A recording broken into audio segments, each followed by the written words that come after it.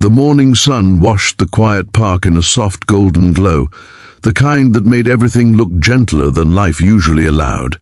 Birds hopped along the pavement, children ran with carefree laughter, and the leaves whispered with the breeze. But amid all this simple beauty, one moment froze a man in place.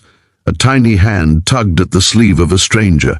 A trembling voice rose like a fragile whisper, and a little girl with tear-rimmed eyes said the most unexpected words a man like Jaron Hale ever thought he would hear. "Sir, could you pretend to be my daddy, just for one day? If you believe in kindness, redemption, or second chances, please don't forget to like, comment, share, and subscribe to Kindness Spark. Your support helps more people receive stories that heal, inspire, and remind us of the good still left in this world." Jaron stood frozen, his heart thudding, his breath catching somewhere between shock and disbelief. He was a single dad himself, one who had spent the last 2 years trying to rebuild a life shattered by loss. His own daughter, Mira, was still learning how to live without a mother. And now here, out of nowhere, stood a child with short auburn hair tied in uneven pigtails, her pink dress wrinkled, her backpack half unzipped. She couldn't have been more than 7, but her eyes carried the weight of someone much older. She looked scared, lonely, and desperate for help. The girl introduced herself shyly as Rowan, explaining in a halting voice why she approached him.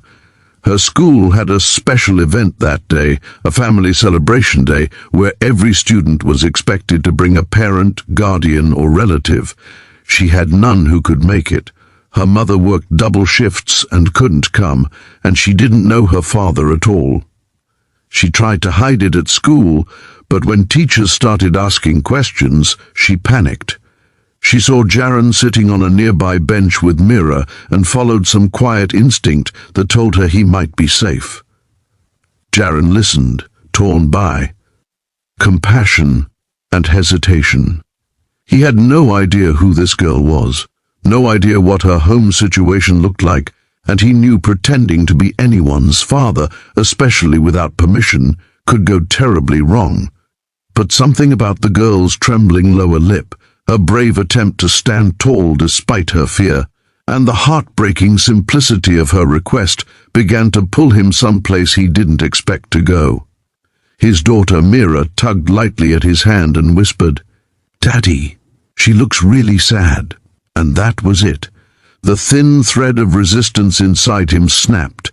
The morning brightened as they walked together toward Rowan's school, each step mixing nervousness with a strange sense of purpose.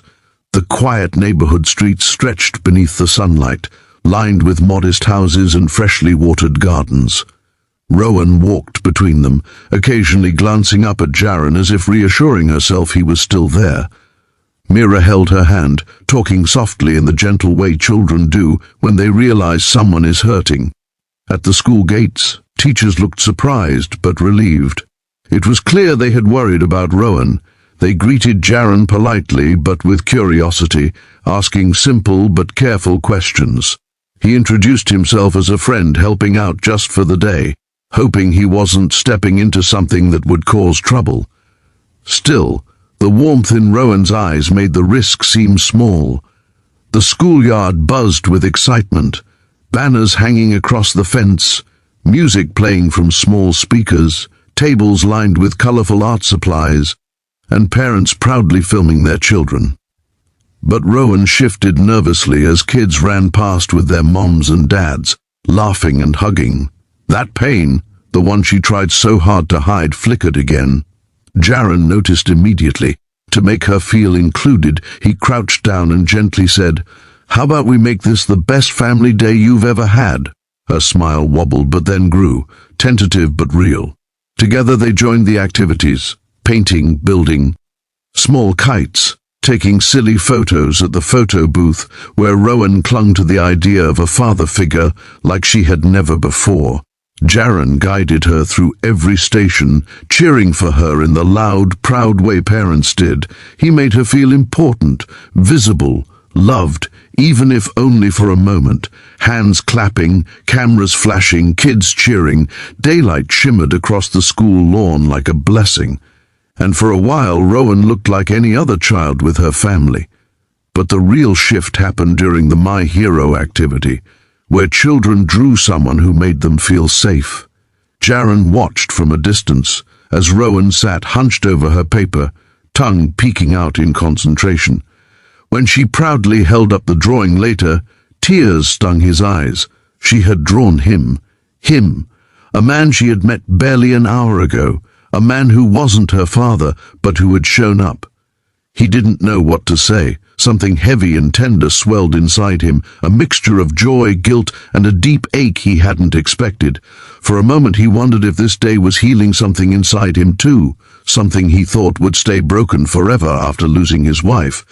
But just before noon, everything took a sharp turn. A woman with tired eyes and a blue uniform rushed onto the school grounds, panic written all over her face. Rowan's mother, Marissa. Her distress was clear as she searched the crowd frantically, calling her daughter's name. When she saw Rowan standing beside Jaren, her breath hitched sharply.